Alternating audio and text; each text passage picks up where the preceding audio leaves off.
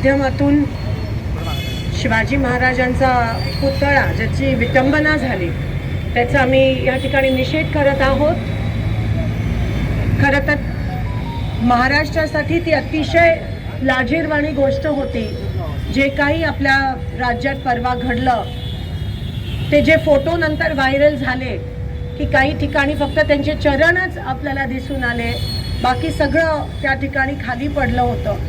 ते अनेक जणांना बघवलं नाही, अंगावर शहारा येत होता की अशी जर वेळ येत असेल महाराजांवर आणि जरी मूर्ती एक प्रतिमा जरी असली, एक औपचारिकता जरी असली तरी त्या मागच्या ह्या सरकारच्या असलेल्या ज्या भावना आहेत किंवा अतिशय खालच्या पातळीला जाऊन महाराजांचं नाव वापरलं जात असेल आणि आज त्यांच्या पुतळ्याची ह्या पद्धतीत खरं तर ती विटंबना करण्यात आली। कारण का तुम्हाला माहिती होतं की तो पुतळा जो होता तो कमकुवत होता। तुम्हाला माहिती होतं की ज्या कॉन्ट्रॅक्टरला तुम्ही ते दिलेलं तो केवळ तुमच्या मुलाला खुश ठेवण्यासाठी तुम्ही त्या कॉन्ट्रॅक्टरला दिलेलं, पंतप्रधानांना खुश ठेवण्यासाठी तुम्ही त्या पुतळ्याला अनावरण त्यांच्या हस्ते केलं। जसं हे सरकार आहे तसा तो पुतळा होता, बाहेरून फक्त शोषा पण आतमधून अतिशय पोकळ असं हे सरकार आहे। पण महाराजांच्याच पुतळ्याला का आज अरबी समुद्रात पण अनेक वर्षापासून प्रस्तावित आहे तिथे तुम्ही उभा नाही करत आणि जे आहे त्याची तुम्ही विटंबना ह्या पद्धतीत करता।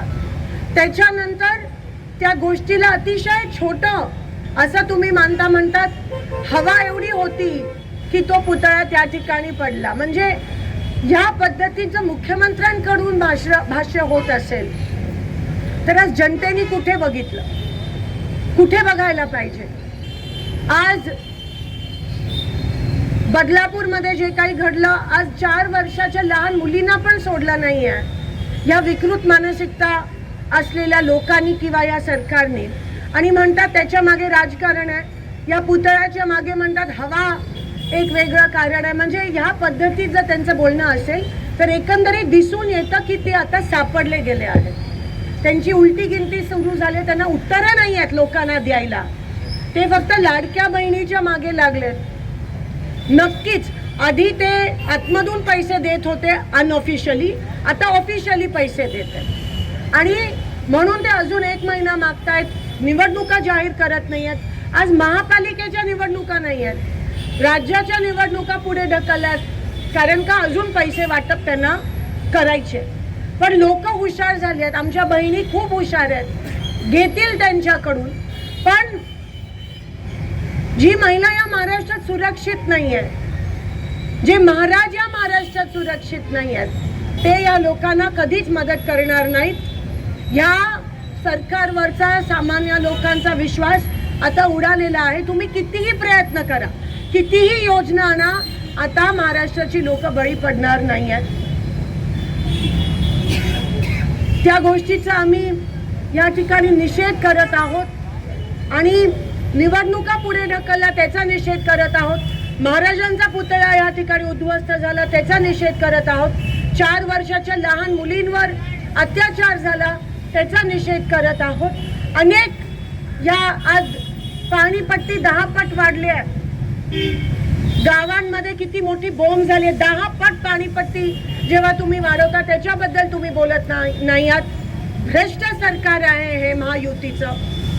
त्या गोष्टीचा आम्ही आज महाविकास आघाडीच्या माध्यमातून निषेध मोठ्या प्रमाणात करत आहोत। पण आता खरंच रस्त्यावर उतरून पेटून उठायची वेळ आली आहे। लोकांना कळून चुकलंय, जे तुम्हाला लोकसभेच्या निवडणुकीत दिसलं तेच चित्र आता विधानसभेत या ठिकाणी दिसणार आहे। पण लाजिरवाणी गोष्ट आहे महाराष्ट्रासाठी, एकीकडे शिवाजी महाराजांचा पुतळा उद्ध्वस्त होतो, दुसरीकडे पुरोगामी महाराष्ट्राच्या, सावित्रीच्या महाराष्ट्राच्या, जिजाऊच्या महाराष्ट्राच्या, रमाबाईच्या महाराष्ट्राच्या, अहिल्याच्या महाराष्ट्राच्या ज्या मुली आहेत त्यांच्यावर अत्याचार होतो। मग नेमका आज लोकांनी जावं तरी कुठे? एवढाच या ठिकाणी बोलते, माझा निषेध नोंदवते आणि इथेच थांबते।